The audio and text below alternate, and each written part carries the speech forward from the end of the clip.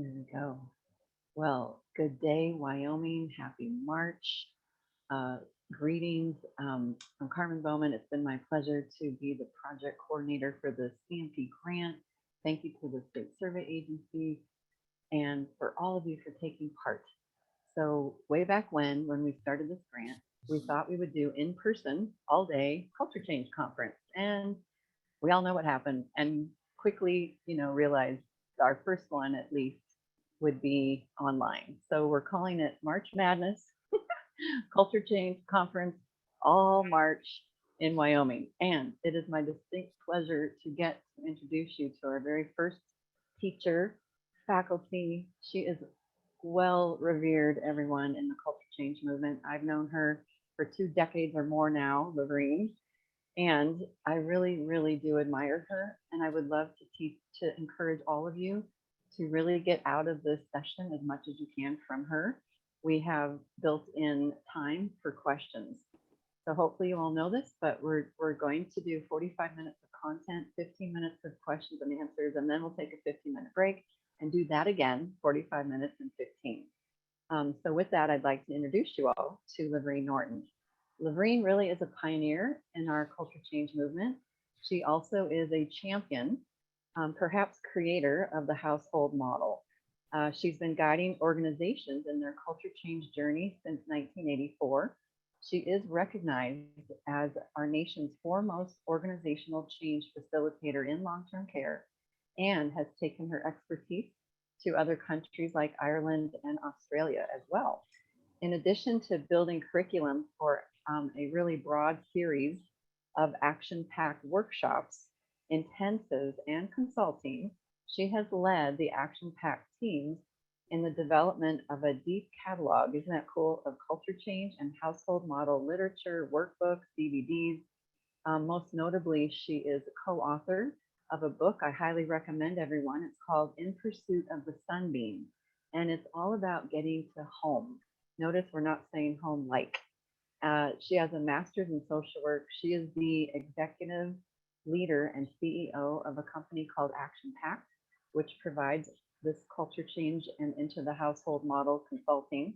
And she's kind of like the mother, if I can say that, Lorene, of bringing the learning circle to us. I don't think she invented it, but she brought it to long-term care.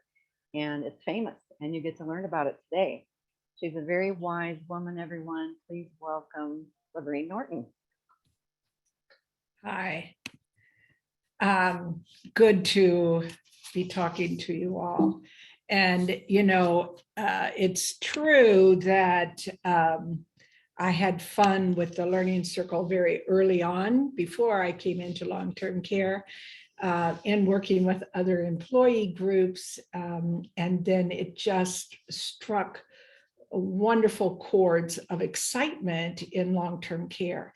And honestly, the reason that happened was because there was such a division back in the 80s. There was such a division between the leaders, managers, and then the frontline staff.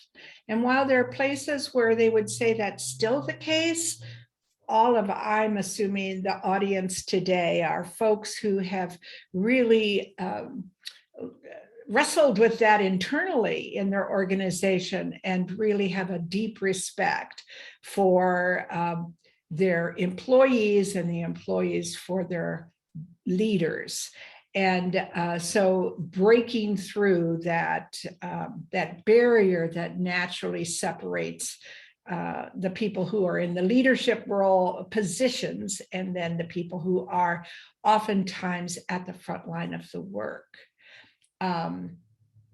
So this tool is particularly special, the Learning Circle, particularly special because it helps you do that and keep that culture alive and happening. So I do have a slideshow, which I'm going to walk us through, and mainly because it's recorded, and so you'll have it later to look at.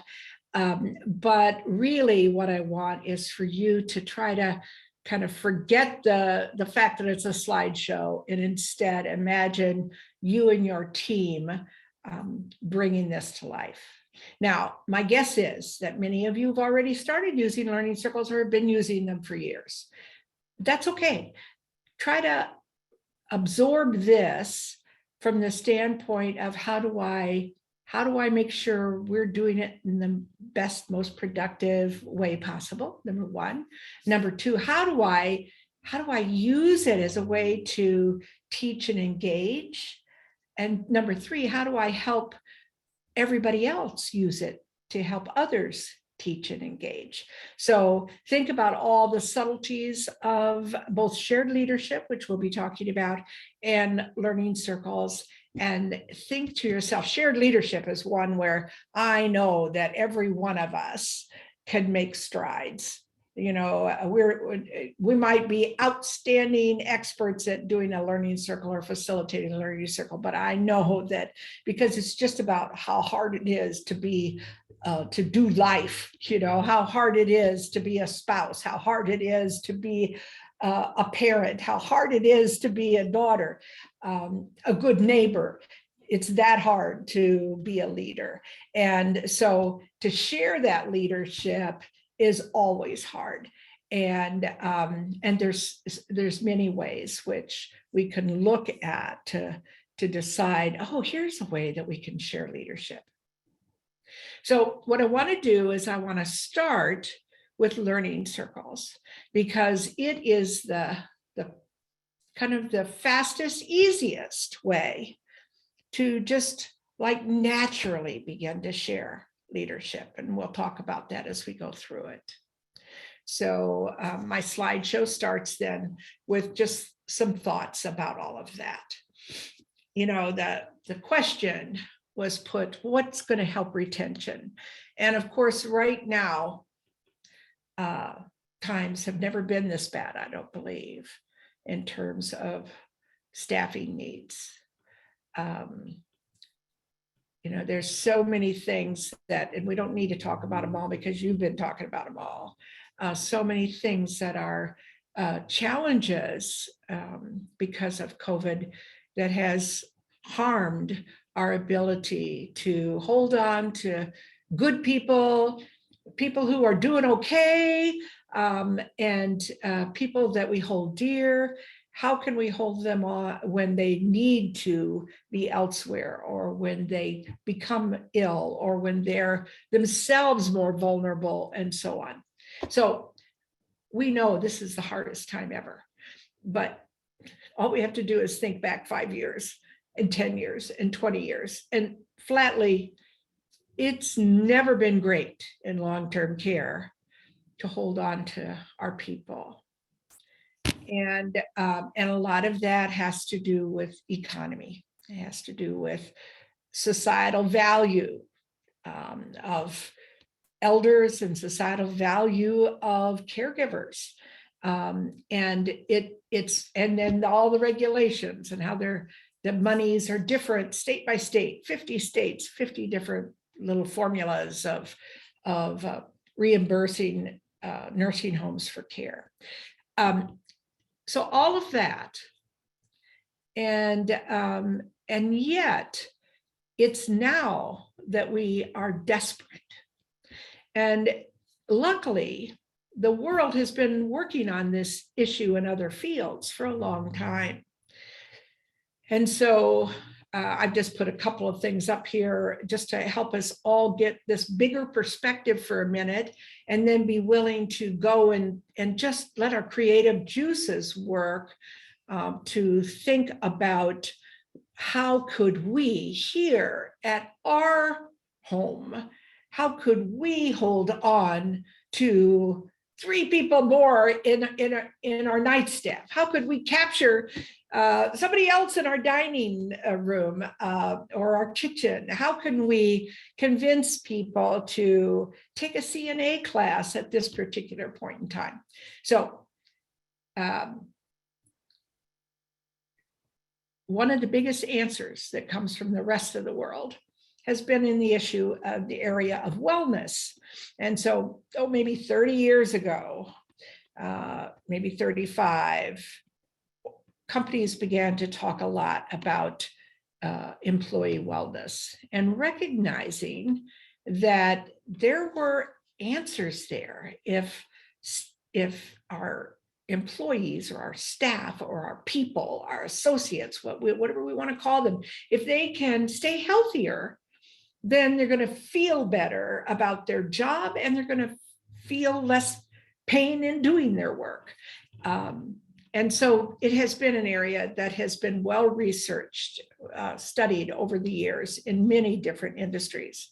Virgin Air has one of their companies in their package of services is Virgin Pulse, which really works at wellness for companies. And they have 4,000 clients across 190 countries. 84 of them are global Fortune 500. They believe, and this is after years of work, that engagement or high involvement, which we'll be talking about as we go on, of employees delivers better outcomes and changes lives for the good. Well, just look at that little paragraph. Now that's said from an airline industry and that's global Fortune 500s that are, I don't know, making shirts in India or whatever. But think about that in relation to our work. Oh, so much more powerful. That engagement and high involvement of employees, and let's toss in residents and families into that, delivers better outcomes and changes lives for the good.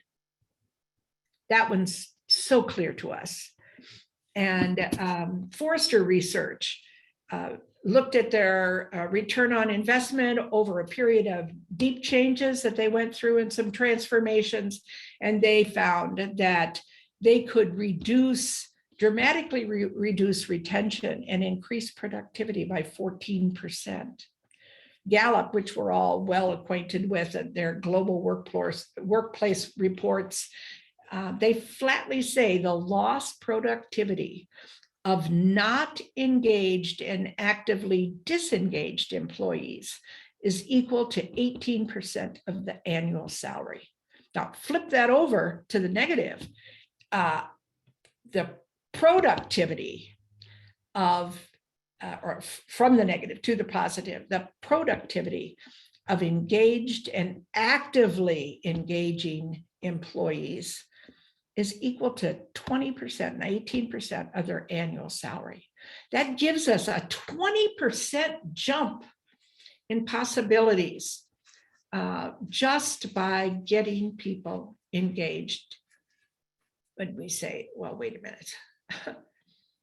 But how does that work? I mean, how can we do that? We're exhausted. Everybody is exhausted. There's nothing more we can do except continue to lose people. It is the key factor in retention. Google it and find out for yourself. Everywhere you read about engagement, those are the words, and high involvement, universal participation, that's what Deming said. Everywhere you look, those words will drive you toward data on improved retention. So then, but why learning circles? That's so hokey. You know, we all sit in a circle and we talk, and then there's certain rules about how we have to talk. What? But now think about it a little bit. Why circles? Why sharing leadership? Why do these two techniques work? Well, when you think about it, it kind of makes sense, but let's get down to looking at it in detail. First of all, we don't have time to have good communication. We have, and even before when we did have time, we probably didn't do very well at it anyway. Communication, if you ask any organization, what do you think your major problem is? They're going to say something on the order of, it's communication. It's communication. And so if we had a quick, easy, and low-cost tool to improve communication dramatically, well, hey, let's do it. Why learning circles? Because they stimulate high involvement. Picture people in a circle. Just take a group of your staff, mix them up, have them be from different departments, and toss in residents and families if you want. Have a group of people sit in a circle and look at each other, follow the rules, which I'm going to share in a little bit, and just talk in some kind of orderly fashion. And the reason you do that, here's the important piece, the reason you do it in an orderly fashion is so that every single person in the circle has the opportunity to share something. And every single person can feel listened to. Whew. Now, where do you make that happen? Easily. Send out all those emails you want, and there are all sorts of people who aren't reading them. Post things up on the bulletin board, and there's people who are reading them, people who aren't reading them, people who are making fun of them, people who are saying, oh, do you know what I saw on that bulletin board? And they say something that's not accurate. So, but here's the much bigger area of value. You grow respect in a circle. And why is that? Because the rules say you can't interrupt. Because the rules says you have to wait your turn. And the rule says you need to listen. So there you are sitting there, and first Bill is talking. And you're listening to Bill. Everybody's listening to Bill. Do you know what that power is when everybody is looking at Bill and he's sharing this he's a little nervous about it, but he's sharing this thought he's had about something, and people are going, oh, yeah, and they're nodding their heads, might be chuckling a little bit. Yeah, because it was a little funny, whatever he said. All of that attention is going to Bill for maybe a minute. And that feels good. We know that from life in general. We know we've been to parties. We know when people laugh when we tell a joke. We know when we're walking down the street and somebody hollers, oh, Lorraine, and kind of dashes over to talk to me. Oh my gosh, that feels so good. We know how good it feels when people listen, pay attention. It shows respect. Well, there you go. That in and of itself, if I could grow respect by 100%, by 500%, what does that mean? That every person could make it happen to 5 other people, I think. And then them 5 more. Just picture that in your organization. But we get too busy. We get too busy to set aside time for a learning circle. But then think about the new person. Oh my Lord, right now, when there are so many people who come and within a week, they're gone. And we think, well, they got a better job somewhere else. Darn those people across town who are throwing money at them. And yeah, that might be a part of it. Yeah. But if they came into your environment and they have never felt so good, they come into your environment and they go home and go, oh my gosh, John, honestly, here's what happened. And then I said that, and they said, oh, you know what? Let's talk about that at the next learning circle. And I'm like, what? And the CEO was in that circle, or the DON was sitting there, and she listened to what I said. So once that begins to happen, you think they're going to go take a job across town at a place where they don't even bother to learn their name? To feel valued by other people, isn't that so important to probably 90%, maybe 95, maybe 98% of us? I don't know. And then the other really good thing that happens is it gives us a chance to see our similarities.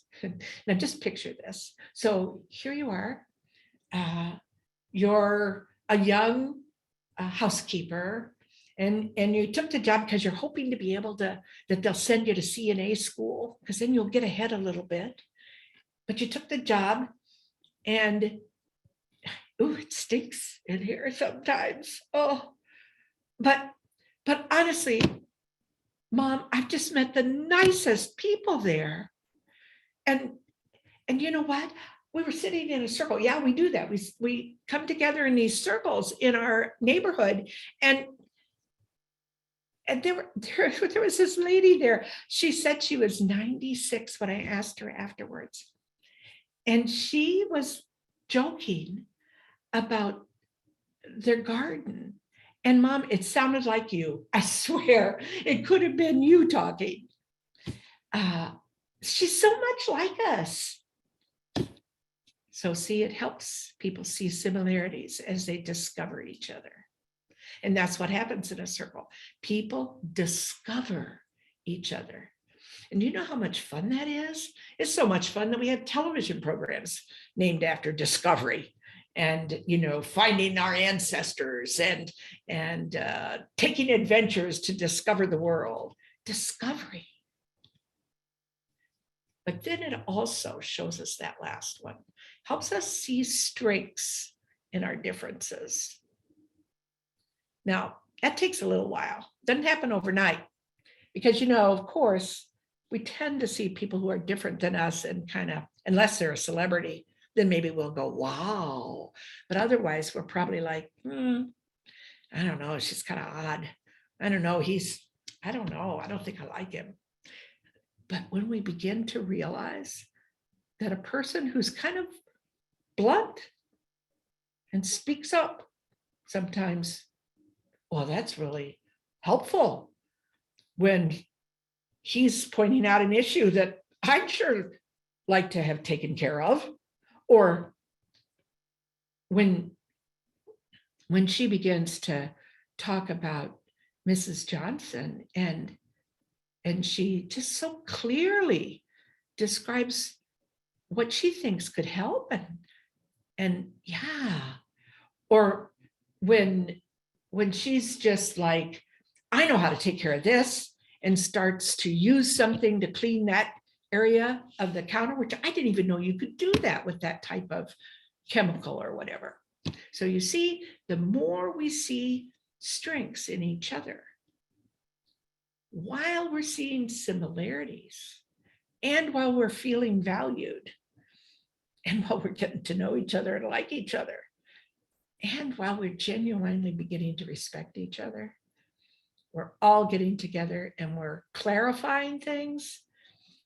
There you go. You've got the package. A few years ago, I think it was in 2014. I'm sorry, I'm getting old and I keep forgetting words, but I'm going to flip back here a second. Gallup. In 2000, I think it was 2014, Gallup discovered, and remember, it swept around the world. We were all so excited to discover this, that people who made friends at work stayed at work. They didn't leave their jobs. Now, do you think that these folks we're looking at right now, when they get together, now, if they're in a neighborhood, they might literally get together every day for a couple minutes, or they might get together once a week for a good 45 minutes to talk. And you say, well, the residents have to be taken care of. Oh, I'll show you a picture in a little bit that has the residents all mixed in as well. Because that time that we spend growing circles is time that will be burned away by people leaving, waiting for applications, working doubles while somebody gets hired, and then starting all over again with new faces who we don't know, and so on. So please give serious thought to this as a strategy, as a tactic at least. It would be smart for us to think this through and to kind of figure out how can we grow this belief and feel and quality of a better life through learning circles. Well, here's a picture of a group with staff and resident. Oh no, this one's all staff. This is all staff. There's another one that has residents in it. But this group of staff are planning a special event that the residents came up with in a circle with staff. And then now they're kind of getting down to the, okay, now how are we going to do this? You can do that, you can do that. And it only is a few minutes long, but it's enough to get the work done. So that's the other thing about learning circles. They don't all have to be about how we feel or how we think. They can also be about, okay, wait a minute, now who's going to do what? And let's each think about what we'd like to do and toss that into the circle as possibilities or whatever. So in other words, we can also use them at the beginning of a meeting. Let's make sure we've got everything on the table that we want. Can we just do a quick circle and see what everybody wants to make sure we cover today? Or you can use them at the end of a circle. Let's just kind of go around and tap in. Well, we all seem to be getting pretty excited there. We had some good consensus. We made a good decision when we talked about this or that, but let's just do a race around and see where we're all at. Have we covered what we needed to? Is there something we're missing? And maybe there is. And then that attention on that person as they're sharing will again fulfill that feeling of, gosh, we really are valued here. So I wanted you to think about these circles, because like I said, you can use them in so many different ways. Teams can become healthier. Well, in fact, in long-term care, we kind of talk about teams, even though they're not there, if you know what I mean. I mean, sometimes we haven't even met all the members of our team. And if we have, it's just dashing through the hall or a quick intro. But that's not really a team, and we know that. A team is a group of people who work together to get better and better at working together. So that means they have to strengthen their knowledge of each other. They have to build and grow. They have to confront a little bit. They have to be open to each other's feedback. They have to think about their own, and we're going to see this in a little while, their own areas of growth needs, as well as their own strengths, and actually receive those kinds of information from others and be supportive of each other. So team is phenomenal as you grow in circles and speaking to each other and sharing. Another whole area that really gets to be better is our self-awareness. We become more and more aware of ourselves when we're kind of seeing ourselves from all these other eyes. Haven't you walked into a restaurant and you see some friends over there, and all of a sudden you become acutely aware of what you're wearing? Are they gonna like this? Or I look okay. Gee, is my hair all right? And that phenomenon comes when we see other people's eyes on us. And so now I'm in a circle and I'm just more acutely aware of myself. Now, I don't mean necessarily you're pretending or that you're going to pretend, but maybe sometimes you do. But no, it's more that you have a circular process going on. And that is communication. That is unconscious communication, but it is communication nevertheless. So, if it for new staff can't get better, a lot of times residents kind of scare people when they first come in. I mean, maybe a caregiver, no, because she's been working elsewhere and she's a good CNA and she's learned a lot of skills and techniques, but maybe somebody who's new as a CNA, maybe someone who's a housekeeper and very unsure about if they want this job, or maybe someone who's working in dietary and they're saying, well, now take this food out, and they're like, ooh. But now if they're meeting residents in a circular kind of environment as well, they find, oh my gosh, they are like us. They have so much going on for them. I really love, and of course you all say this, I really love Mrs. Smith. Oh, she's so funny. And I just love the way Bill says this or that, and so on. And it helps them get there sooner.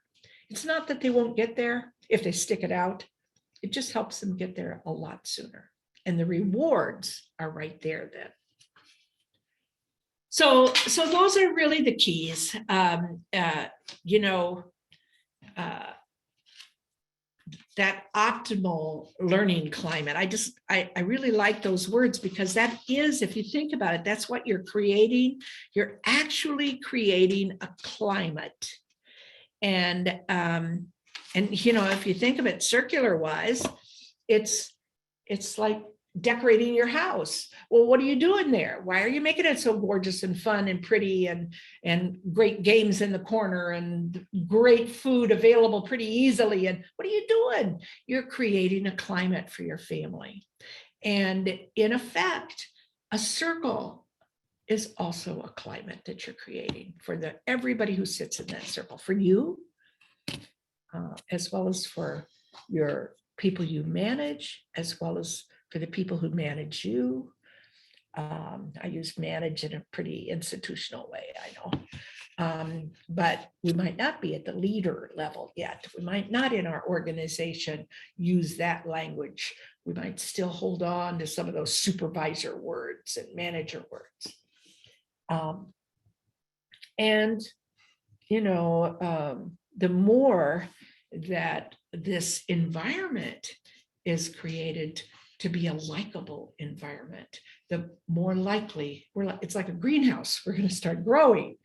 You know, we're going to start feeling like the climate is right. You know, we got enough sun. We've got the right amount of moisture and food and all the rest that we need. So here's how it works. A group of people sit in a circle. And this is all in your handouts. So I don't know if you've printed out your handouts ahead of time or if you're going to get them after the fact. But do go ahead and download those handouts if you haven't, so that you have them available to you. So a group of people sit in a circle and they focus on a single topic or issue. And please follow the rules pretty closely, because this is and I can tell you a little bit about the history of circle. It goes back many, many years, of course, but it's well thought out and it really does work. So focus on a single topic or a single issue or a single question. Have that in your mind if you're the facilitator before you say, let's do a circle, let's do a learning circle. Don't sell the group short by sitting down and go, oh, well, what should we talk about? No, that's its value is really toward thinking through or feeling through or studying the facts of, and that's what we want to accomplish. So while on the surface it might look like, well, this does look that way, doesn't it? Such a nice gathering of people. And actually there's some family members and some residents and some staff in this circle. There's subtle underlying forces at work in this circle. They're sitting again, face to face. They're following each other with eyes and ears and heads and minds. Think about that. You know, you turn your head to follow people around the circle. So you're physically following, your eyes are moving, going from one person to the next. And you might take a peek at how Bill might be receiving that comment that Mary is making. Of course, that's just human nature. But you're moving with the information that is bubbling in the room. And your eyes, your ears, your heads, and your minds are all at work. So it kind of exercises that verbal and nonverbal sides of your brain. And both of those things help hold a memory together. And so first of all, people are going to remember not necessarily what the individual said, because there is going to be some blurring of me, or you, me, you, into us. And that blurring takes place kind of naturally as you begin to put a little subtlety into something that you say, and Mary next to you says something else that you hadn't even thought about. And then it goes on.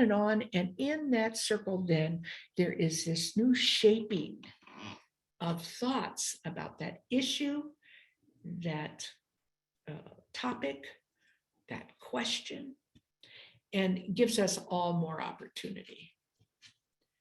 So they listen to each other. They have time to think without pressure of speaking. I think that's one of the best for mouthy people like me. If you got to be quiet, this might be the best time that you will have to listen, because you can't talk. And in fact, if somebody does talk, it's kind of fun because people go, no crosstalk. You see everybody's hands go up to their mouth when somebody starts to talk. Oh, no crosstalk. So you're listening to each other. And what happens if we could kind of see this cloud here of consensus, it maybe starts as a little circle there in the middle around that hassock, and then it grows and grows and grows and kind of engulfs the circle as they're really coming to a good conclusion about that issue or that concern. And that's a learning circle. A learning circle will lead to community.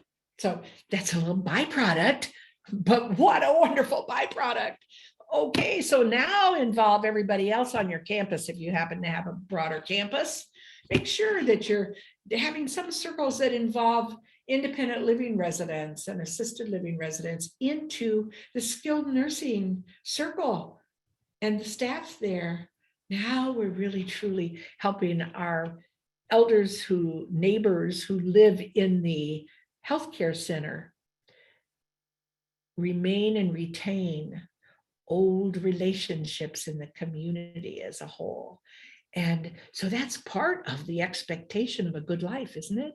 To maintain those relationships and to have that extended family feel. And so it happens that way as well. So if we look at it from a community standpoint, we achieve community because we're increasing learning, the listening, the thinking, the speaking, and we're increasing tolerance and judgment. Everybody teaches, everyone learns. So these are when you get to telling great circle stories. And I would suggest that you do this regularly, where you talk about the wonderful circles you've experienced with each other, because there will be those times when, and I can think of one out in Pennsylvania where a fellow who had been painting, he was an employee, and he'd been painting walls, both in the nursing home and the independent living, assisted living, as residents would move out of a room, and he'd be the one who'd go in and paint the room and make it all fresh. And he'd been there 20 years. And so now they moved to circles, and in their households, they had households. And so they had people sitting in circle, and residents were there, of course. They're often there, except for when they're dealing with, clinical issues or boring task issues. There might not be anybody there, but a lot of times when it's about vibrant life, when it's about just us, then we often see a mix. And so he was sitting next to an old lady, and as they began to talk and go around the circle, she kept looking at him. And it came time to her, and she turned to him and she said, "Are you that little Johnny Baker who used to live on," and named the block that she had lived in?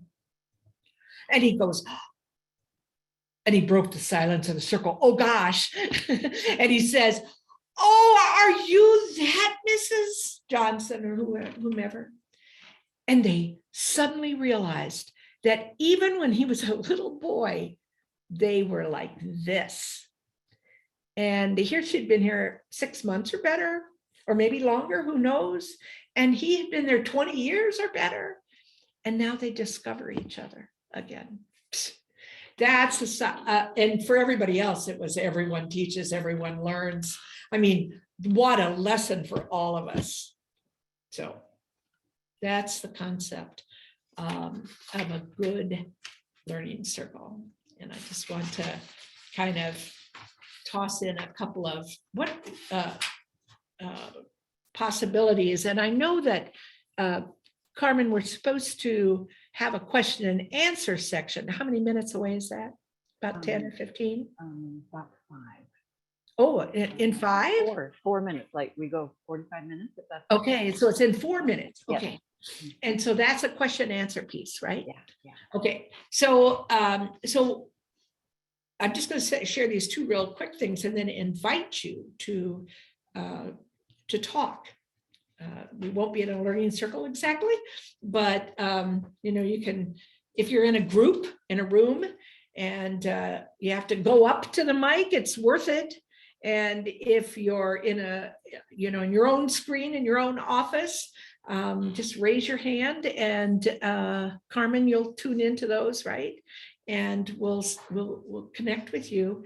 And because we can hear your voice if you turn your mute off.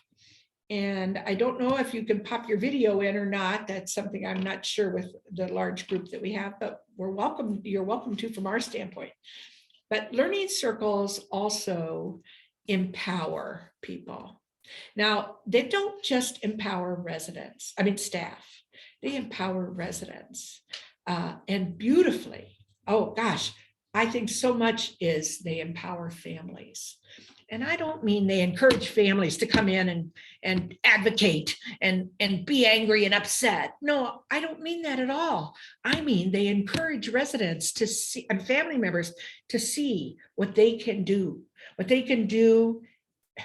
with their mom or dad or grandma, grandpa, but also what they can do with mom and dad's neighbors together, what they can do with staff and what they can do in that neighborhood or that household. Oh, that's so beautiful when that begins to happen. When people feel like, I know the rules well enough around here, I know I can do this.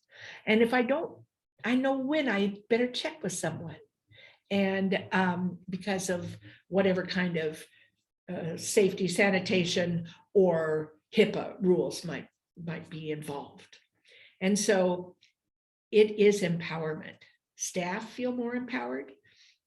They work harder to learn information so that they know how to, because we all know how to behave. We all know how to set boundaries for ourselves. We all know, we have that sense of good judgment. I don't activate it at work sometimes in our positions because we haven't been allowed to. So empowerment means allowing people to grow in their knowledge of skills and competencies and power. It's there for residents, for their family members, and for staff. So, and the reason I really want to talk about that, and then I think we're probably really at that point, and we'll keep I want to mention the rules of the circle are on that little handout that you also have, but I will go over them real quickly when we come back. But what I'd love now is for some of you, if you've been kind of connecting with this, if you've been in a circle and you want to share, so share anything. So I'm not putting a topic out there except that. Share something that you're thinking about as a result of this conversation. Share something that you're feeling or a concern you might have. Well, how would this work this way or that way? A question, or share a lovely story of something that you've seen in a little group of people. Okay? And so now how do we do this, Carmen? Well, We my just wait Wyoming for someone to friend, wave their hand and, yep, or just unmute okay. yourself. Who'd like to go first?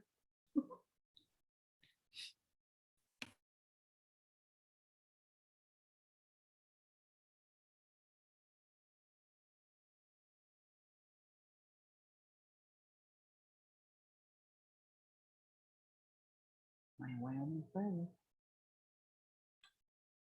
Any experiences with circles?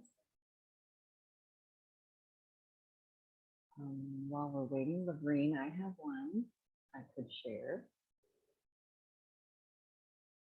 And Lorraine, you're muted, my dear. Should we go to Brittany first? Oh, Brittany. Yes, Brittany. Brittany waved her hand. Yep. So, Brittany, can you say something? Brittany is from the Life Care Center of Casper. Yeah. Go ahead, Brittany. Can you unmute yourself and speak? Okay.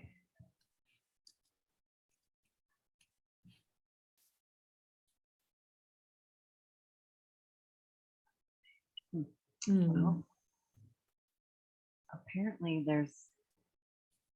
am I supposed to do anything, everybody? It just says chat. I have pressed that button that says chat, but that goes to the chat box. Yeah, they should be able to disable annotation. Brittany, can you unmute me? Oh boy, I do not see any option to unmute. Does anyone know about this? On a webinar, her hand is up. I see her name. I'm pressing on her Because name. There, somebody's just, Oh, that's Bimmy.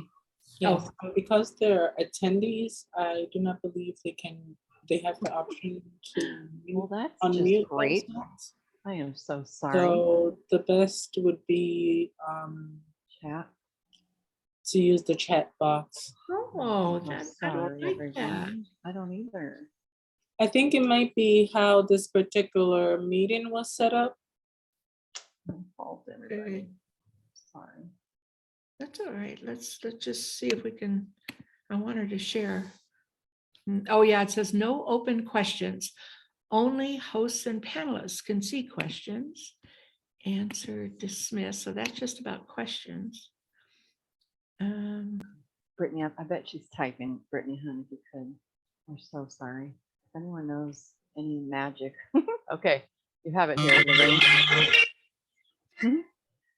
Lorraine, Brittany typed to us, when you have team members and neighbors in a circle together, how do you navigate HIPAA violations?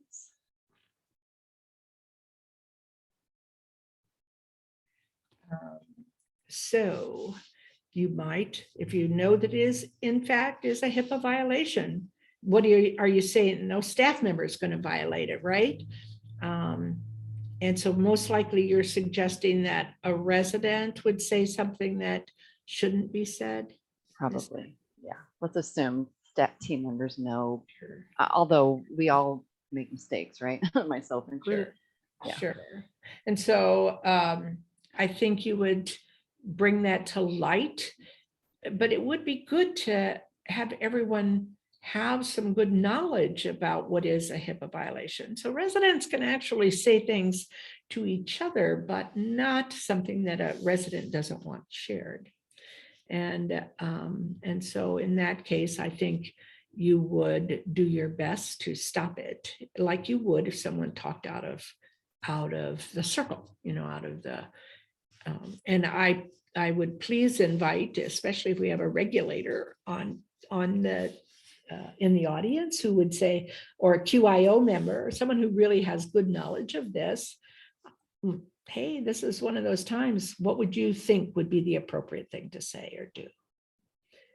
Because clearly the appropriate thing is not to say nobody can talk to each other. Right. That one I know is true. So, right. But how would we do it? How would we, and I love your words, navigate HIPAA violations. So how, someone please give us an answer to that. And there's more.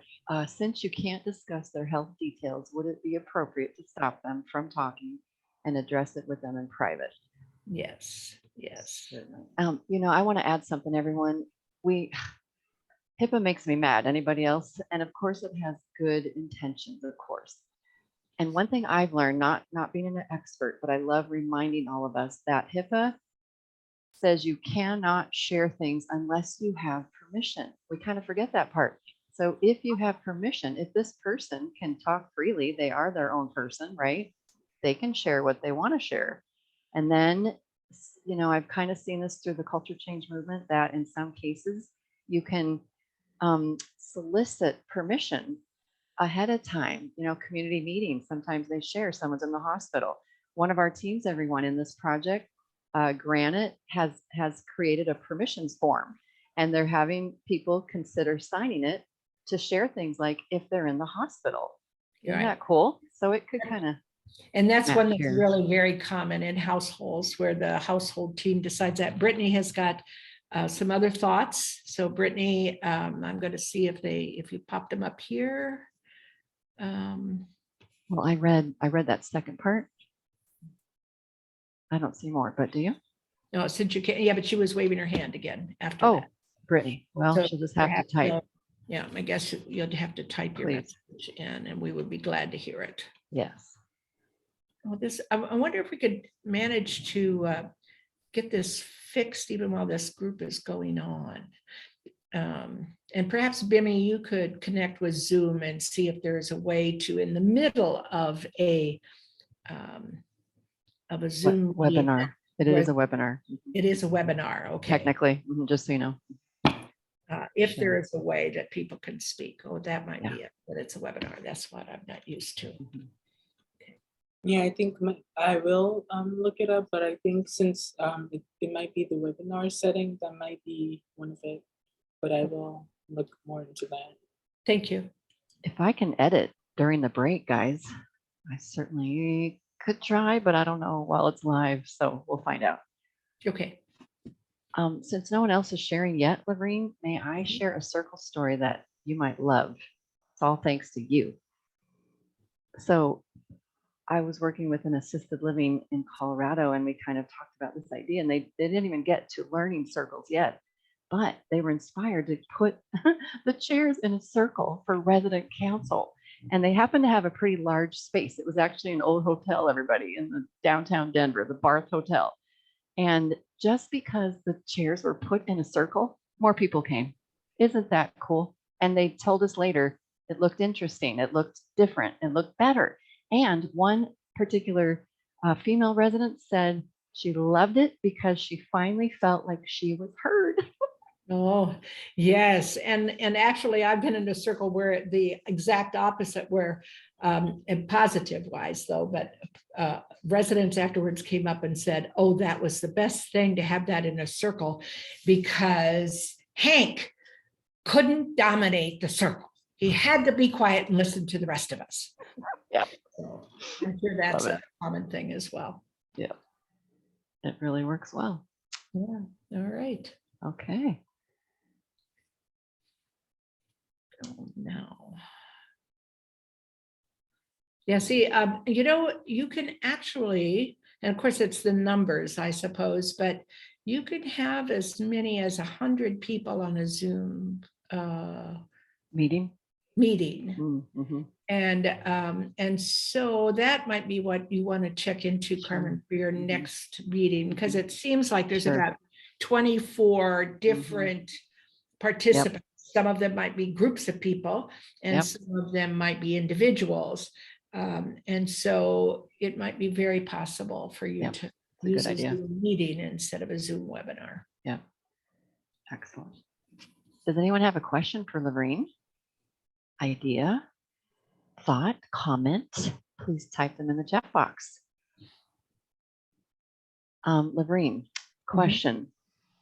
Could you speak to, let's see.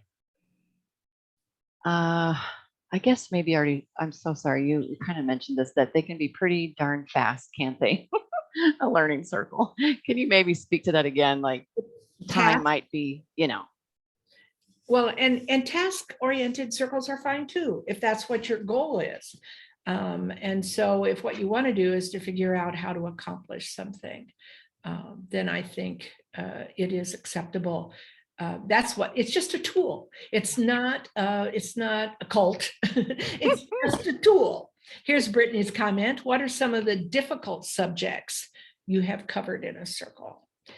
I think some of the most difficult subjects were anger that was expressed between leaders and staff. And actually, we initiated, and I don't think this is very often because I've done hundreds and hundreds of circles, and it's rare to have to deal with something that is really difficult to deal with. But to have an understanding of a talking stick. So a talking stick is kind of it comes Native American, there you've got one right there. And it gives permission to the person holding the stick to be the one who talks. Now you can express the facilitator can express other rules, like how long a person, maximum length of time a person can hold a stick. Maybe it's 2 minutes or something. But they're the ones who receive the stick. They note who's kind of given the raised hand, kind of, somehow signaling the facilitator, and then they tune into who's next. And so they take the stick and it goes from one person to the other. And so it is interesting that it helps people control their own anger because it gives them something else to focus on. You're focused on, okay, when's my turn? Okay, now, well, darn it. Okay, now she's ahead of me. Okay, then I can talk. And so it helps divert that kind of rage that might be going on with a person, or somebody says something and I think it's stupid and I want to, but by the time it gets to me, I might be able to be in control of myself a little bit more and say, well, I just want to say, I don't know that I agree with Agnes. I feel like she may be, and then the next rule is talk to the person. And so, Agnes, I feel like sometimes maybe you don't really see it from the perspective of the dining services person who's, because we're doing this or that or the other. And so even there's probably more pluses to it than minuses, but I would say those types of things are difficult. And of course, pain, generalized pain is very difficult. Grief, and you all are far more knowledgeable and skillful. It brings out the best in you, though, when you're in that circle, to be able to say the right things. And it doesn't mean, and this is important to understand too, it doesn't mean you can never break the circle. So if I've just shared and the person next to me is saying something that's very sad for her, and she's starting to tear up, and I can see it's going to happen, for me to reach over, if I have that kind of relationship with her, and pat her on the arm, or to say it'll be okay, or something like that, it's quite okay. If somebody says something terribly funny and the whole group, oh yeah, and then there'll be a couple of quick little comments, oh, and what he said then was, and that happens. That's okay. But pull the group back as quickly as you can. But don't punish or negate their feelings. Merely help get back to that quieter space where we can keep on going. And people feel good about that. They don't feel angry at you or upset with you. They understand your role is a tough one as a facilitator, if you're the facilitator.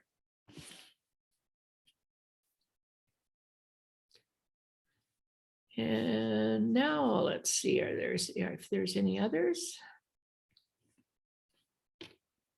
And where are we at time-wise?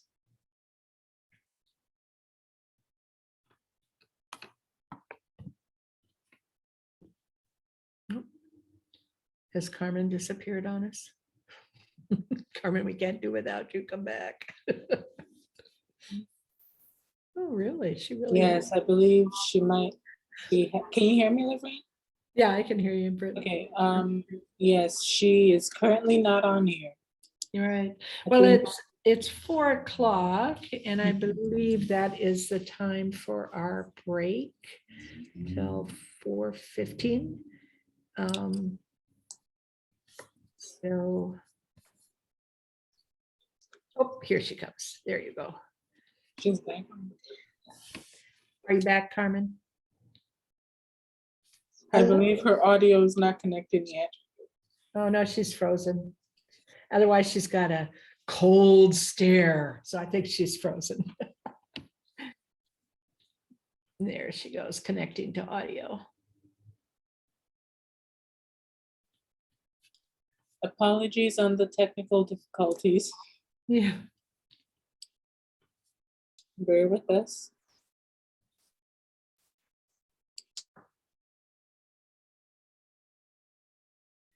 And so, Carmen, I'm going to make the assumption that 5 o'clock or 4 o'clock, 5 o'clock Eastern time, oh no, 3 o'clock, I'll get the times right, 3 o'clock Mountain Time is the correct time for our break. She's not on again. I believe she is having difficulties connecting, but Okay. right. Yeah, so it's currently, And do you have her schedule there, Demi? she did not have that with her. But I guess we can take the break now anyway, since she is having problems connecting. Well, I'll stay on, so that won't be a problem, but if someone else has the times for the break, and if you could just type it in to everyone, that would be nice.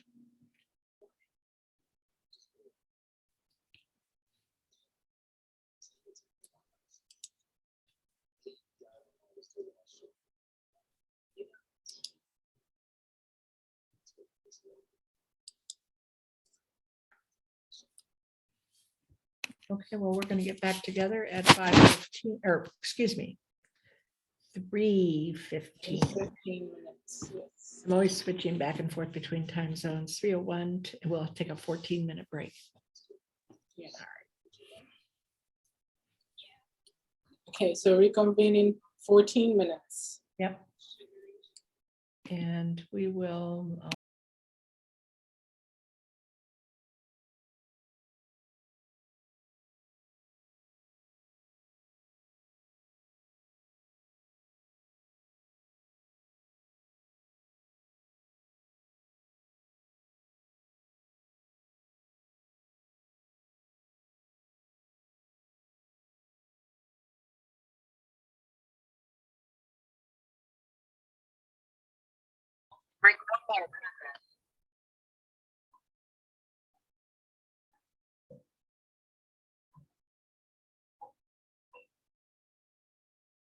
Do you want to unmute yourself?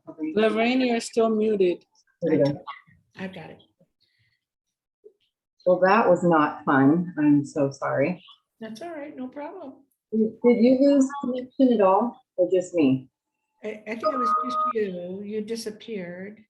But the group is, I think a couple of people went off for a break, but most are we are, still on. we are on a break, right? Yes. Yeah, look at the timing. Good. Okay, well. And I don't know, do I need to share? Do you see my screen Oh, you bet. with the slideshow? Yeah, 6 qualities. And Brittany says, we're still here. Yay. Okay. Okay, so enjoy the break. You guys need me for anything? Lorraine, yes, I do. Your screen is being shared. I'll come down. I'll be there in a second. Demi, Okay. we'll talk. Okay. Okay, see you in a bit.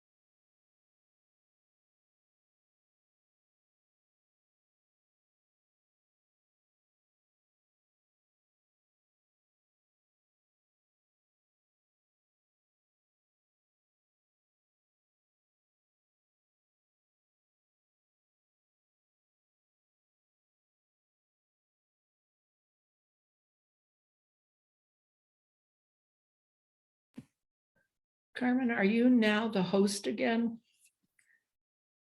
I don't see anything that shows that I have any claim on the host. Okay, you know what? I don't know for sure. So if you or Bimmy can walk me through, where do I go? And I'll make it So you. you see a bar there that you have available to you. Yeah. Okay.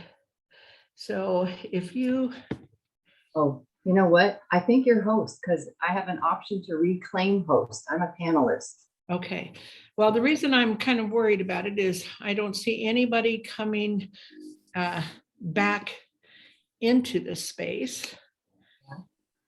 But it could be that they are there and everything is fine. Oh yeah, someone just said, And there are people online still. okay, good. Hi, Kelly. Yeah. Thank you. No problem. Cheryl Sawyer's here. You know Cheryl probably, Lorraine, from St. John's. Yeah, Cheryl says, yes, we're here. Hi, Cheryl. Lorraine, she's from St. John's, Yep, I know. right? Okay. Yeah, just double check. Pretty cool you guys know each other. Yep. Great. Well, what's our time? They live in this beautiful place. Oh, I bet. I have not been there, but I've been in Jackson. Well, the thing that's most beautiful about it is all the, what are they called? Big animals. Cheryl, what are they called? The moose, the elk. That come down, like 10,000 of them come into their backyard. Wow, maybe elk. That's what we had in Colorado. She'll No. tell us, I bet, in the chat. Yeah. And otherwise it's time, Lorraine, so you can start Yeah. whenever you'd like. Okay. All right.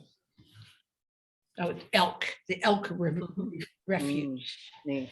It's just phenomenal. All right.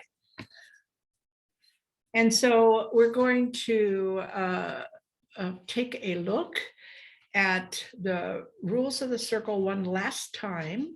I think we pretty well covered all the rules, but I just want you all to feel comfortable with it. And if you have I'm going to skip back here a minute. If you have, there we go, your packet, you'll see that you have a paper that looks like this.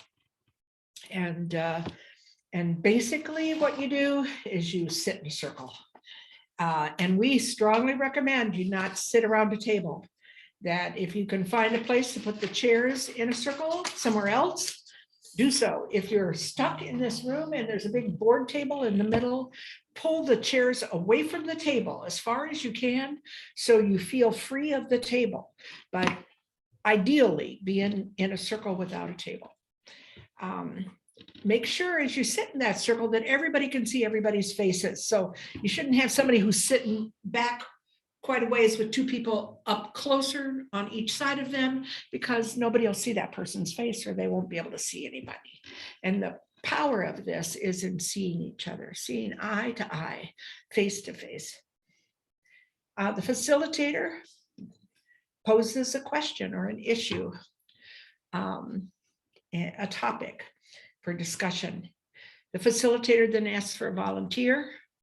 Someone in the circle volunteers to go first. That person shares. Then the facilitator, and you only have to do this for a while, and then once everybody catches the rules, they do it on their own. But you say, now, John, you and Mary can look at each other and decide who goes next. Those two people on the outside of the volunteer who volunteered to go first. So then they decide. And then if it's Mary, then everything goes around the circle. After that, if it's John, everything goes around the circle in the other direction. So you see what has happened there, and this is an important thing to realize, is the facilitator gives up the power. So the facilitator is not saying, Barbara, you go first, because then the facilitator is still in a lead or a manager or a boss or a director role. And so the facilitator instead asked for a volunteer. Everywhere you can, you give up the power, and that allows the circle to increase in its feeling of being in power. And you, as a facilitator, you share when it's your turn. It comes around to you and you share, but don't talk any more than anybody else. I mean, you're not the boss, even if you are. You could be a CEO, but just wait until and say about the same amount of time and length and pass on by. You continue around the circle. If someone wants to pass, they can pass. They just say, I'll pass for now. And then it's the facilitator's job, when you've gone all the way around, to come back to that person. Meredith, you passed. If you have something you'd like to now share. And often people do. They just needed a little more time. So give them that second opportunity. If there are 3 people pass, then go to those 3 people. People pass a little bit more in the beginning of all this because they're real unsure of it. I mean, they're sitting across from their boss. There is the director of their department, what? And so they're a little unsure, but after a while they become increasingly safe, really safe is the word, and are okay about sharing more. The big rule is no crosstalk. And so the reason for that is, it's important to understand that the reason for no crosstalk, if someone's talking, going around the circle this way, and then this person jumps in because she's got something really important to say, I'm not denying that, about whatever he just said. If she then jumps in and starts talking about it, do you see how the whole group has fallen apart then? Now it's just a discussion because somebody else from over here is going to add to that. And then pretty soon they're going to be talking. And then it has nothing to do with the topic then that we were working on. So it is vital that no crosstalk.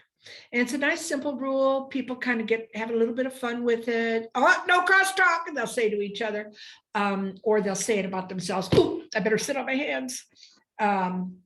And it'll be okay. And those are the things that make the circle work. So that's the circle. So for the second section, I had wanted to talk more about shared leadership practices.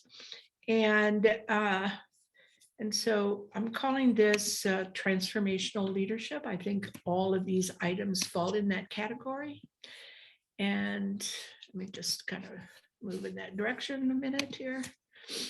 And so here we are, the 6 qualities of transformational leadership. And you have this in your packet too, and it's kind of set up for opportunities for questioning of yourself or each other. If you're in a group or team or circle, if you're in a team that's trying to learn and study together, this is a nice tool to use for this.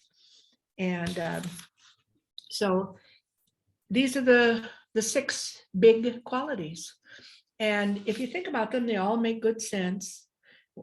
As a leader, just think of yourself, transformational leader. And wonderfully, you can be a transformational leader if you're a caregiver, if you just got your certificate a month ago.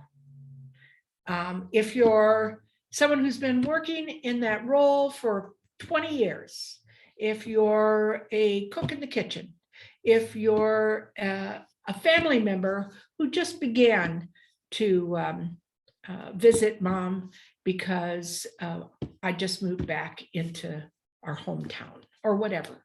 So what I'm really saying is being a transformational leader has to do with being willing to step up, to say, well, I was thinking we can maybe do it like this. A transformational leader is one who dares to toss something out there and accepts people not being so interested in that idea right now. And that's okay. And at some later point, somebody else will bring that same idea. Maybe they heard you say it first, who knows? And it went into their brain and their consensus thinking. And now they're saying it again, and they don't even remember you said it. That's okay. That's what makes it all work. So here they are: become self-aware, inspire and motivate through story. And we're going to talk about each one of them. Shape a vision together. Involve elders, staff, and families. Build a community, create team. Show the way by walking the talk. And if you consider those 6 qualities of leadership and you start to look at yourself related to it, you're going to find things that you want to work harder at, or you want to improve on, or you want to become more skillful at, or perhaps you want somebody to give you some feedback about. And so that's really beneficial. It'll help you. You'll feel stronger, more capable. And then if you teach this to others, the same thing will happen to them. And I also love, and I should have put this on here, but it just didn't dawn on me. But I love this little exercise that we have that basically invites people to share ways in which they have been a leader. And it might have been in school, might have been in grade school, might have been in high school, might have been in their family, might have been when their mom got so sick and they were the oldest kid and just kind of took over some things. It might be in their church, it might be in the neighborhood because, they were in a wheelchair and couldn't play ball, but they could really study it and be the umpire.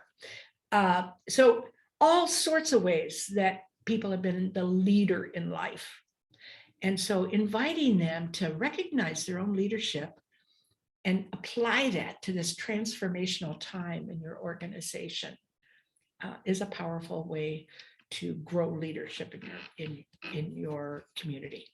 So let's take a look at each of these. And I had wanted, and so forgive me for doing this, but I am going to pull up something that I wanted to share with you. And it's in your, I don't even know if I put it in your packet, but I'm going to do it anyway right now. And it's called the Self-Awareness Wheel. And now I'm going to pull it up and put it on our board here. And so first of all, then I'm going to share this idea of becoming self-aware. And here are the facts around it. We all kind of watch ourselves in relationship with others. Now, some of us are better at that, and some of us are worse, and some of us are highly anxious, and so we're overdoing it even. How do they see me? How do they see me? But the quality of being aware of how others see you allows you to be more skillful in meeting people's needs. And so it's in general, in long-term care, it is a real quality to be self-aware. They watch themselves in relationship with others. They measure their impact on others. I found when I say something like this, people will listen. If I say something like this, then people get upset. Or if I say, come on with me, I find that people will go along. Or if I say, can I walk with you as we're going down the hall, that people seem to like that about it. And then they'll share more with me. I used to have a long life, needless to say, 25 years in social work. And I used to work with teenagers. And I learned very early on in my work is that if I invited a teenager into the car with me and handed them a soda, which they sucked with a straw, that as we're driving, they would tell me everything. I don't know why. I think it was the sucking of the straw, the movement of the car, that people were able to share. So learning about, I learned that, that made really good sense. The kids sure didn't mind, instead of sitting in an office having to talk to me, getting in the car, drinking soda from a straw and going for a ride. It worked. It was a win-win for both of us. And that's what the self-awareness is. It really is a win-win, because you'll find people will feel attended to, and at the same time, they're going to be sharing with you their concerns or their worries and so on. So how do people experience me? This is another big self-awareness question. what would they say are my strengths and weaknesses? That's a real hard one. And we change it as we get older and we think we're getting so much better. And then we stop and go, oh my gosh. And then look at our strengths and weaknesses again. And I seem to be getting less in this strength and more in that weakness. But thank God I've got this strength growing over there. But it's good to know those things. It's good to ask people, well, how did I do when we were talking? You know, what did you think? Do you have, do you have some kind of thoughts as to what I should do next? What my next step could be? Do I regularly seek input on it? There's the question. Do I ask the elders? And sometimes we just talk, I don't want to say sing song, but I mean, we talk elder talk or nursing home talk or old people talk or something. And I see it an awful lot where we have certain things we say and we just apply them across the board.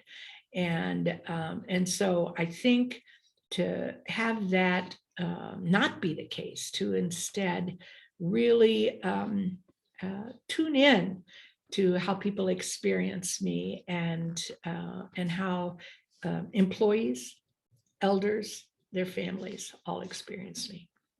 Do I take the time before and after my interactions to consider the impact that my interaction had? Am I comfortable expressing my own need to grow to my peers and to those for whom I'm responsible for? Ooh, how do I do that? That's a little scary. And especially for a new leader, it might be scary to say to people you're responsible for, well, what do you think? How do you, I'm going to really work at listening if you want to share with me how, what you think I should be doing or something that you think I'm not doing well. Those are tough. They're tough for all of us. But we need to know that there's something that would be good for us to do. How might I improve in this leadership area of becoming more self-aware? So I guess I would say this is the big one, becoming self-aware. And I pulled up, which I'm going to need to stop sharing for a quick second and go to this other document. So bear with me.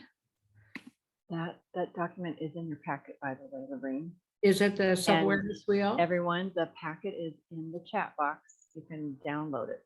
Oh, good. It says handout, but it's several beautiful documents on the brain. There you go. All right.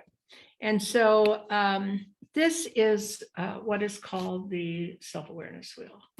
And I'm just going to pull it up here so we see this pretty big and strong. And I like this because probably because I'm a social worker, but psychologists use something similar. They call it the leveling cycle. And educators use something they call the education wheel. And really nurses, if you look at it, it's kind of like the scientific method, isn't it? First of all, we take data in from our senses. And this is why, though, we don't always see everything the same. So I might see things when I look at it. I'm sitting there right in front of it. It's happening right in front of me. And I'm taking data in and I think it's all fact. Because for my social work mind and my old lady mind, it looks like fact to me. And Carmen is sitting in that same room and she's younger than me and she's a professional. Do you call yourself a leisure professional? No. Oh, no. Okay. I just wondered. So, see, you did that on purpose. And and so you see the difference. So we might look at the same thing happening and we actually think we've both got facts, but they're different facts. Sometimes they actually are different because this thing is in the middle of the room and she's seeing this half and I'm seeing that half and they're different.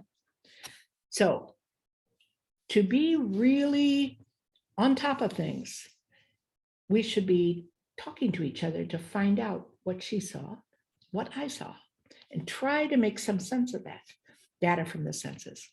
Once we have that data, it comes inside us and we make interpretations. Now, here's where we get mixed up, because oftentimes we say, oh, well, it's this way. Well, maybe not. That's just what I think.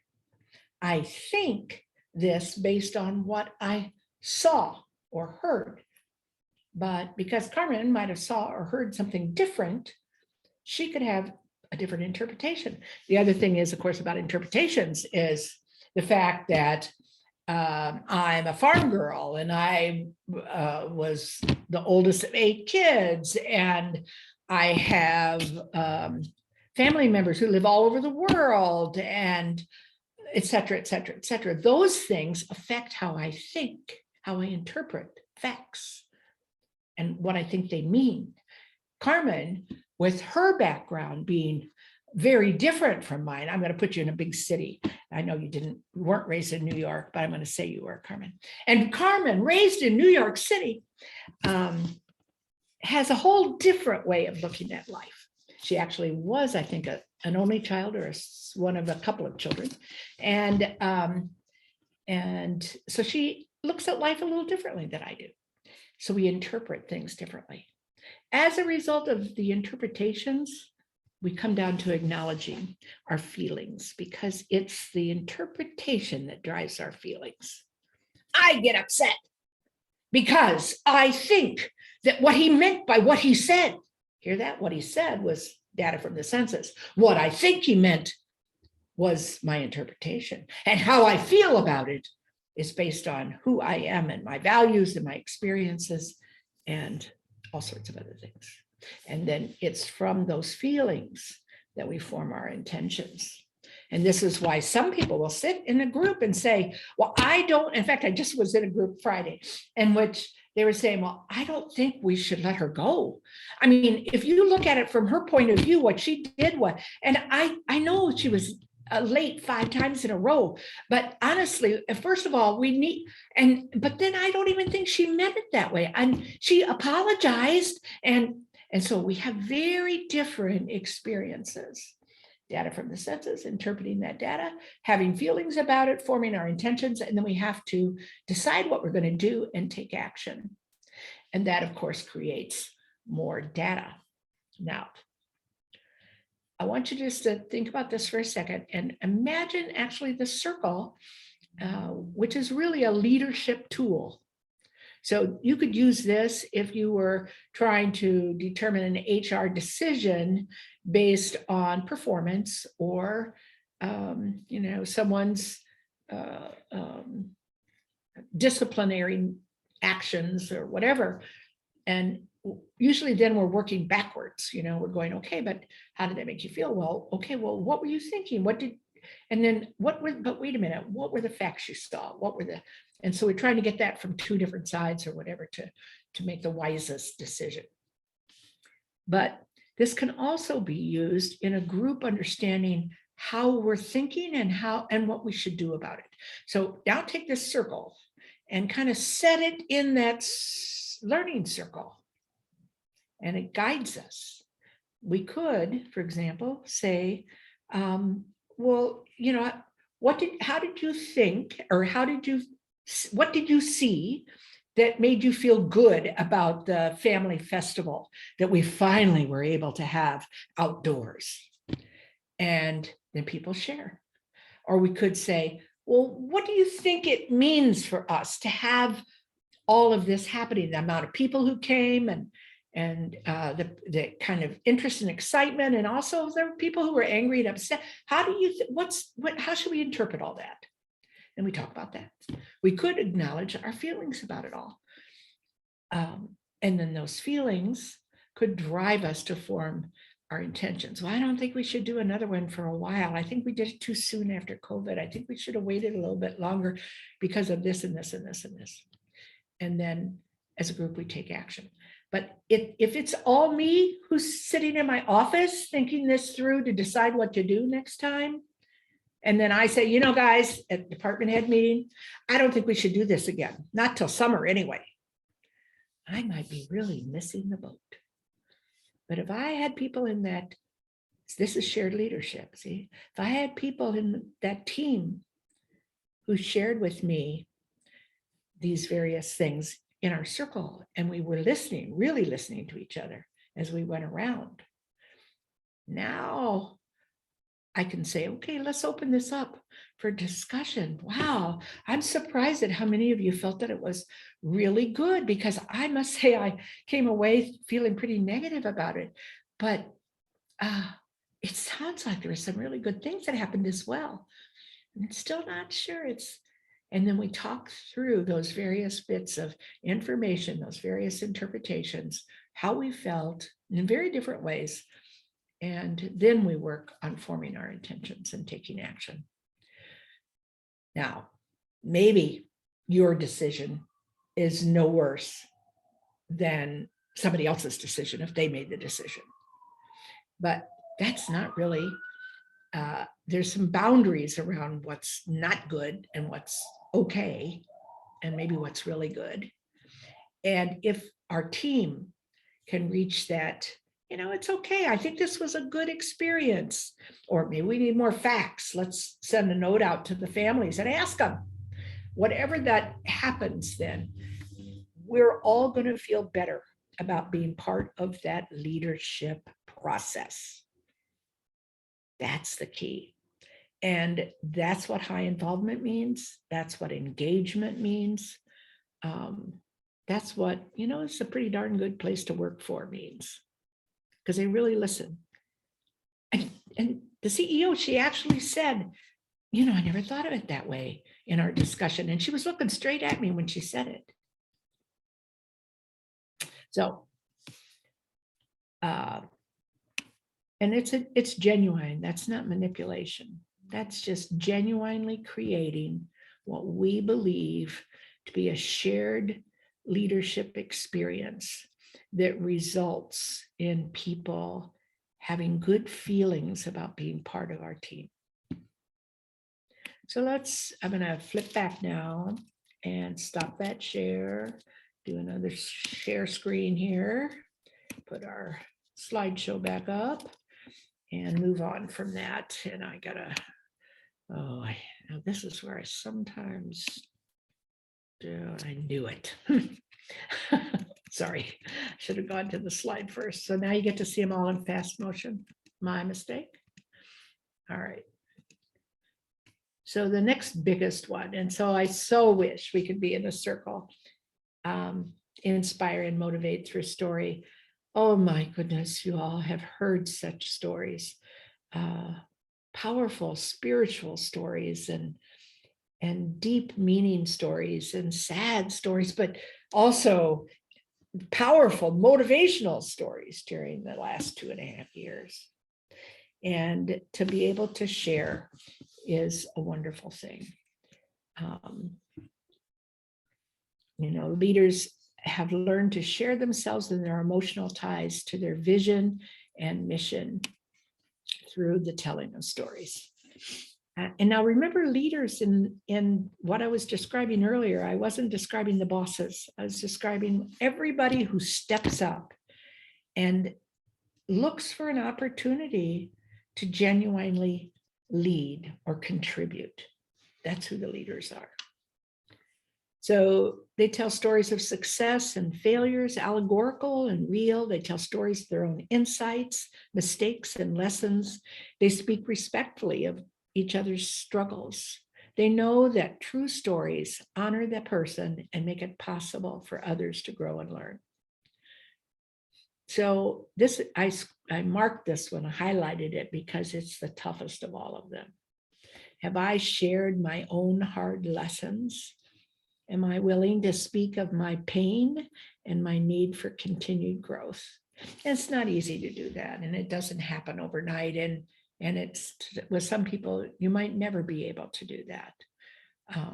But there will be people that you will be able to share your hard lessons with and speak of your pain and your need for continued growth. And when you do that, there will be somebody else who genuinely learns from that and is able to do it too. Do I look for opportunities to honor others? I think so many of you do. I have heard this over and over through all the Zoom work we've done this last couple of years. People so open and willing to honor each other for their work. Do I encourage direct care staff to share the daily stories of their work? This is hard when we're in a rush. Do I listen well to the stories others tell so I can retell their stories effectively? Do I ask elders to tell their story and do I take the time to listen? Again, it's been real hard, but I know many of you have. Do we allow staff to take the time to listen? That one might be a little harder. We really want to get everybody have all their needs addressed. Do we ask families to participate in sharing the resident story? I'm going to tell a quick little story here. I'm going to look at my time though, because I don't want to take up too much. But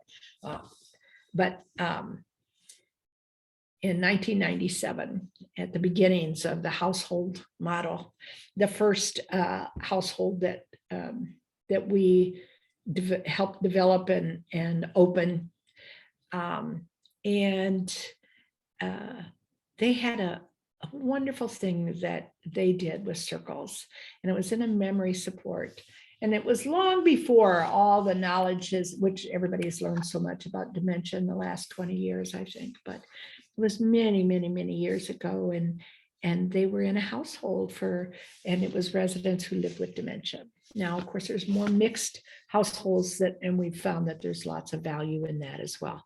But anyway, this was a house of 9 residents who lived with dementia. And they did these testimonials, and they'd invite a family member to come and sit in a circle with the staff and other residents who wanted to, and they'd just share some things about their lives. And there was so many cool ones. And one of them was a fellow who he had always had trains and these small trains on tracks and all that, but he did everything perfectly. Like he would build little garbage cans in the backyards of the little houses on the board, and the garbage cans would be wire trash cans, and then he'd burn paper in them to give it a look of real trash. I mean, and so his wife and daughter came in, and they had a number of these items, plus they had some train cars, and they sat some of them in his lap, and they talked about, and the daughter talked about what a thrill it was when she was a kid, and how all the families, all the other kids, and then one time they did this thing at the school, and she was so proud of her dad, and all this, and he just sat there and beamed through it all. He wasn't talking anymore, but he knew what they were talking about. He knew some of the context. He was touching the trains, and they were talking about all this. And then we'd work in the evening sometimes with this. He'd get us working on this and that, and gluing down grass and all this kind of thing. Well, it was wonderful. It was phenomenal. Other people brought things that were like lace that their grandma had made, and just different artwork and all sorts of different things and think about what that did for the staff who worked there. Data from the census, oh my gosh, but honoring and recognizing this real person who now is shuffling along and can't talk and articulate anymore. But oh my gosh. And so it was, but it wasn't like pretend, here's a box of things that you can fumble through to touch things and look at things. Okay, that might be nice, but oh my gosh, this is his train. This was her lace. This was, these testimonials were so powerful. Do I encourage direct care staff to share the daily stories?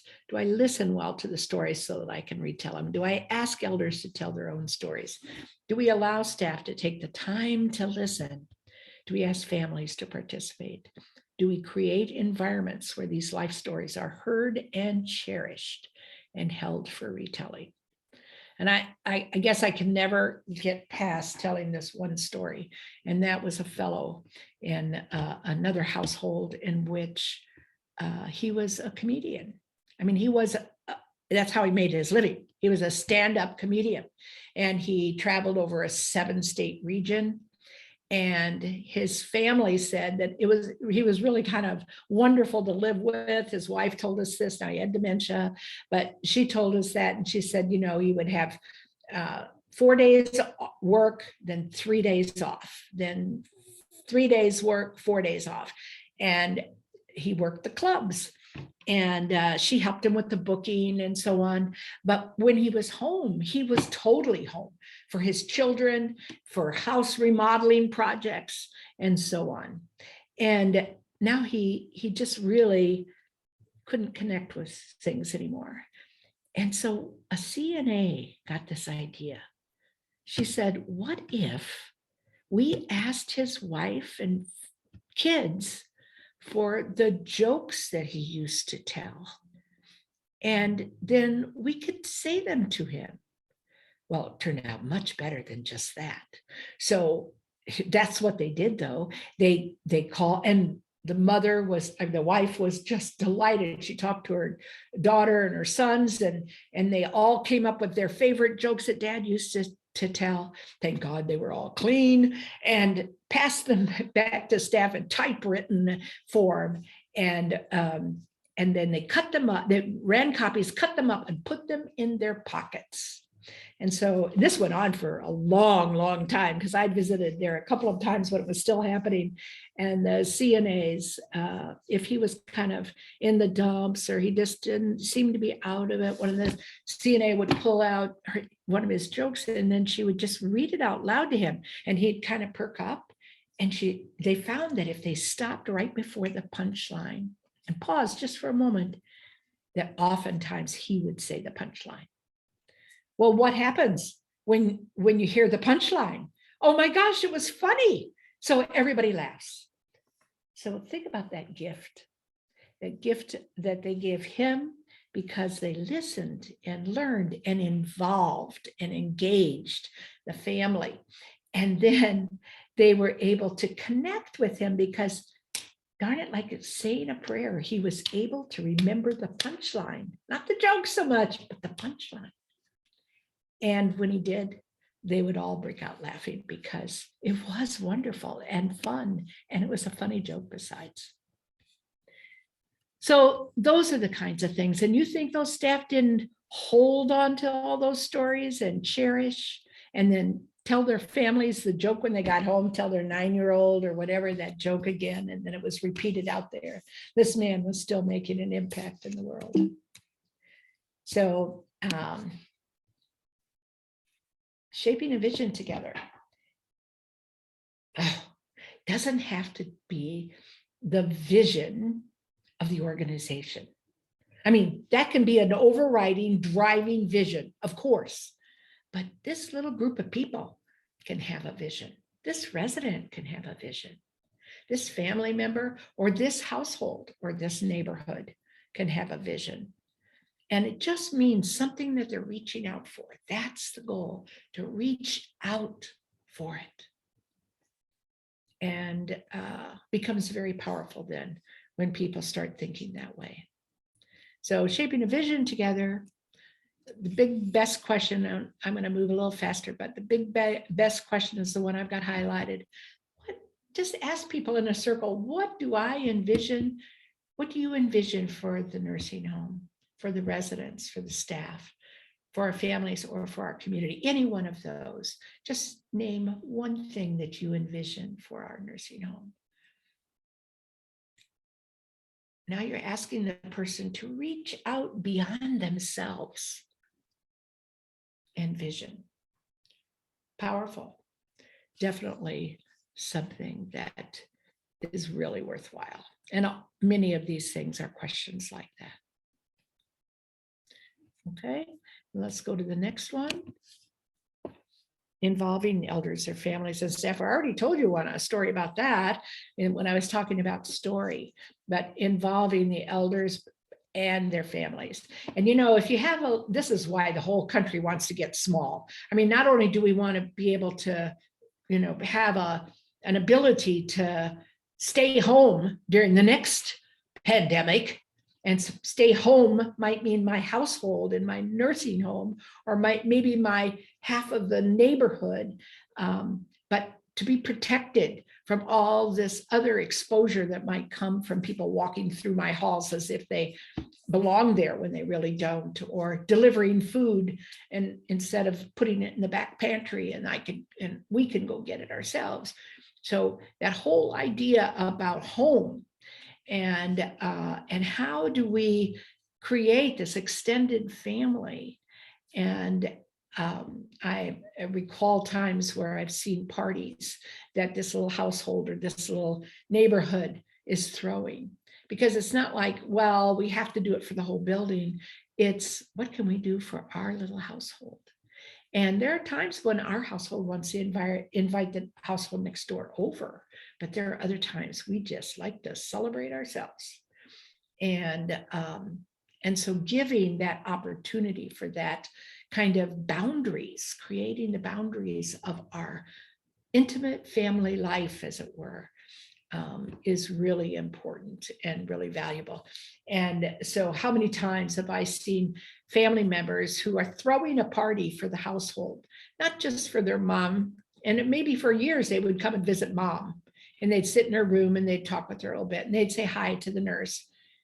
But now they come and hang out in household with their mom and her friends and watch the game together and so on. So involving elders, their families, and staff, very important. So you might look at the one I highlighted. How have we involved the employees in the shaping of our care community? How many of them would say that they really are involved? We recommend you just get an Excel spreadsheet and you put everybody's name down and what shift they work. And then you start checking off every time they do something as part of the transformation, as part of the culture change. They've gone to a seminar, they set up a table in the festival that we had on culture change. They really helped with this family guy. They came up with this fantastic idea, or I don't think they've done anything yet. Well, why not? Maybe it's because nobody's talked to them about it. Nobody's invited them. Maybe it's because they work second shift and we've kind of, third shift, and we've kind of forgotten third shift. So a spreadsheet helps us see the impact that we're making and what else we should do to get people involved, how much we can stretch ourselves and help them stretch too. Build a community, create team. And I hope that throughout all of this, you could see that, whoa, we're going to have a good team. If we do all of this, we begin to think this way.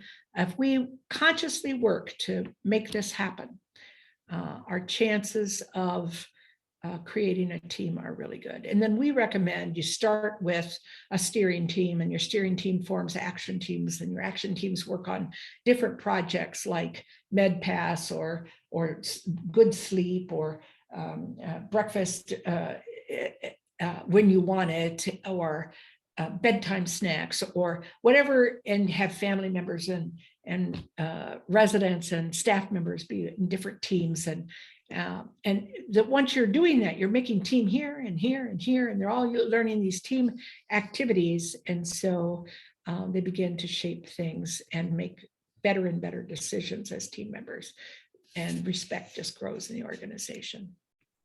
Last one, show the way by walking the talk. Oh my gosh. I can't even tell a story I just thought of, so I won't. As the leader, whoever you are and whatever role you've got, as a department director, as an administrator, as a director of nursing, as a manager, as the financial people, whoever you are, if you say to yourself, how could I show the way by really genuinely walking the talk? And one big thing I've noticed from long before culture change, there was something special about people who would walk down the hallway as they're walking with you and telling you about their place or walking you to their office or whatever, and they stop and take care of whatever they see needs taken care of. Now, administrators know, they're always told, or somebody somehow, because really good administrators always do that. But there are all sorts of people who are leaders that also could see that as the way to be. Because every time you pick up that piece of paper and take it to a garbage can and then go to the wash your hands before you take the next step, or stop and talk with a resident and guide her, maybe take the time to walk her back to her room while they leave me standing in the hallway and then come back, you know that is someone who shows the way by walking the talk. So we all know how to do it, and we're all so busy, but we also know how to do it. So how do I set an example? How many times a year do I do evening shift? Do I come in at night? How often do I work alongside a frontline staff? Am I the first one who signed up to be certified as a CNA, no matter what my position? Do I do rounds every day? Do I show desired behaviors when I'm doing rounds? There's the big ones. So that's the idea. All of these pieces kind of pull together to genuinely show you how you can share leadership. You can encourage others to participate in shared leadership. Be willing to rethink all the teams that you have in your organization. Be willing to think about inviting people to the table and sitting as equals at the table when you're struggling with something. And then, of course, have learning circles everywhere. So that's it. Well, time for questions again, everyone. Please jump in the chat box. Oh yeah, I even put a little thing here about questions. There you Oh, go. good. And, See, those are some questions you might, or thoughts Oh, you might have for love yourself. it. And Laverine, if we don't have many, maybe you could still tell that story if you feel you have time. But I have a question that sounds crazy, but I'm sort of dying to ask you to define this, okay? Okay. What? Go ahead. Ready? Why? It's going to sound silly, but I want to hear you say it. Why is it called a learning circle? Well, I think it's because that's how we learn as human beings. Our minds and bodies, literally, that's an important element. Our minds and our bodies are open to learning because we're hearing, we're seeing with our eyes. So we're noting things in our head. We're hearing. We're actually speaking and watching people's facial reactions to us. And gradually we come to trust. And so we might ask something we wouldn't ask otherwise, or we might express our ignorance about something that 6 months ago I wouldn't have said I didn't know. So I think it's all of that. It's used in a variety of social worky kinds of things. I worked in family therapy, family services, and it's used in those kind of environments as a tool to help people feel at par with each other, to feel as skillful as the next person, or as capable as the person sitting next to them. And gradually we begin to believe that. And so our self-image improves. Kids have always learned in circles. I mean, when they're kindergartners, what do? You put them in a circle. They paid attention to everything else that's going on, and they learn a lot more than if you would line them up at a table. So I don't know.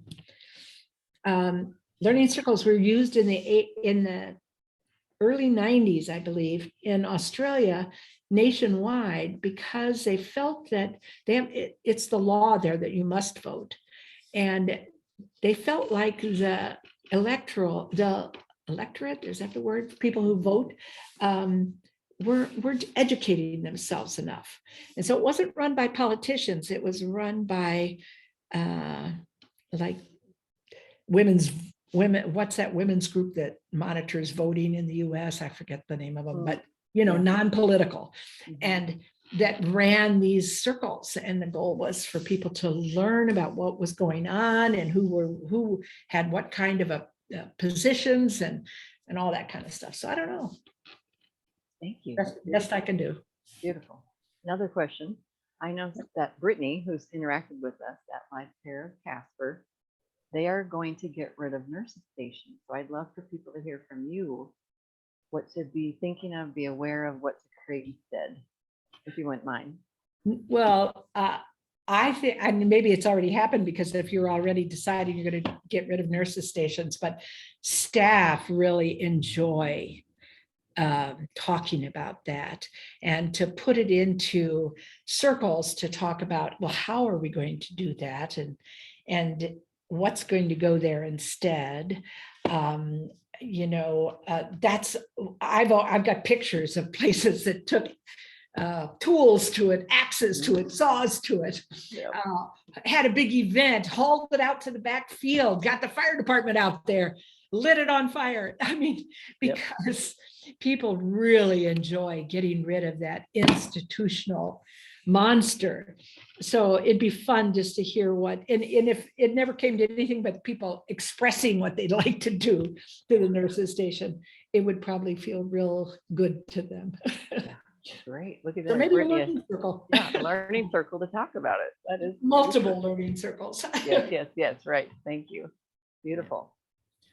And someone ask a question or share a story. And if there's Do you time, have Lorraine, you There's could tell two your chats story. here. Let's Yeah, see. we got them. We got Oh, them. you have them. Okay. Brittany said, "Oh yes," meaning please answer the question about no nurses station. And then she said it's a great idea for the bonfire, I think. Just make sure you have the fire department there. Sure. You know what, Lorraine, I just shared a picture, and Brittany referenced it, of a nursing home in Colorado that literally has like a fire pit outside, and they have campfires, and to be honest, Lorraine, I think I compare it to the photo you use a lot of what we've heard as slumping. So like, which one do you want, real life or this, So there's a couple of reasons to go have a bonfire, everybody. Yeah, but just remember, paint is caustic. So if there's paint on it, don't burn it. Yes, good point. Good point. Let's see. Well, Lorraine, what are some parting thoughts if we don't have questions, or that I just keep referencing? You said you wish you had a story about leadership at the end there. You might as well tell it. Well, I'll tell you a quick little story about a learning circle to be at the end of it. And I actually have pictures, but I don't have them with me. I thought it would take too much, but time-wise. But I was in Iowa, and this is a group that they were in very early stages. They were actually building households, and the architects were still working on the designs and so on. And the organization decided to have regular and a variety of learning circles. And so, but it was expected, and this was a large campus, retirement community, independent living, assisted living, memory support, and skilled nursing, and short stay. And they were told that there was one rule that the CEO was setting, and that is everybody needed to attend a learning circle at least once a month, everybody. And he meant, of course, every staff member, no matter what shift or how many hours they worked or whatever. Well, it actually went well because they had such good experiences, I think. And so people didn't resent it, but they would always be going, oh, I'm good. And then they'd have a couple of big community circles in one of the larger rooms, maybe the chapel or something. And so the people could catch that if they couldn't get in another small group somewhere during the week, during the month. Anyway, I was there one time when they had one of these big circles happening, and I sat in a circle, and the facilitator just asked the question, what is home to you? And so it was very early, like I said, in the architectural drawings, and they were hoping to even tune into some ideas of what was important for what was home, what made home for you, what is home to you. And they went around the circle, And they got to this woman and she said, well, I know you all are trying to make this place a home, but I got to tell you, my home is 30 miles away and it's my home. And it'll always be my home, even though other people own it now. My house had 28 rose bushes all over on every side and across my porch. I had pink roses and red roses and white roses and every kind of rose you can imagine. And come on, that's home to me. So then it went on, conversation went on. Well, while she was at the end of her talk, of her little presentation, which definitely was a little longer than everybody else's, I noticed these two kids, and they were probably 15 or 14 or 16 or something like that, and in the circle, and their outfit showed that they were in dining, so they were in the kitchen, probably after school help or whatever, and they were jabbering away to each other, and I found myself getting a little irritated with them and wanted to say, shut up. But I didn't. I behaved myself. And so anyway, the circle, and then they finally got quieter, and then the circle went all the way around, finished up, and then they opened up the circle for discussion. And one of these young men said to, I forget what her name was, but we'll say Mrs. Smith. Mrs. Smith, where is your house with all these rose bushes? And she told them, oh, it was in, she named the town, and she even gave the address. She just rattled off her address. Well, she didn't live there anymore, so I suppose she didn't care. And then that was the end of the conversation. The people talked a little bit, and then that was it. Well, the couple of weeks later, a month later, when I came back, really everybody was all excited to tell me this, that these young guys who I wanted to holler at had left that meeting and gone and borrowed one of the fellows' dad's car. So they were over 16, I guess. And the two of them went to that town, went to that address, and took pictures of her roses all around her house. Came back and brought them to her and gifted them to her. Well, you can imagine she was so proud of them that every single person she bumped into, she had to pull out her pictures and show them, this is my house. This is what I'm talking about. Home. This is my house. And everybody else was just amazed that these two kids who just were working in the kitchen after school, and, who even knew that they were serving residents, Yep. But here they were. Yeah. Brittany said such a simple gift that she loves so much. Yes. Yeah. So guys, I have to use the 4 remaining minutes to do Go a ahead. couple things. Ready? First of all, my talking stick, everyone, I made when I went to Eden Alternative Associate Training with none other than the Lavrine Norton. So you could make a talking stick. It's kind of cool, kind of fun. Just something I thought of. Also, notice what Lavrine just said, everyone. That gentleman had one rule that you had to get to 1 learning circle a month. What I've learned from the movement is that you might think of it as a mandate, which doesn't sound really culture changing, but when you're changing institutional culture, sometimes a mandate goes far to help people do new things. So keep that in mind.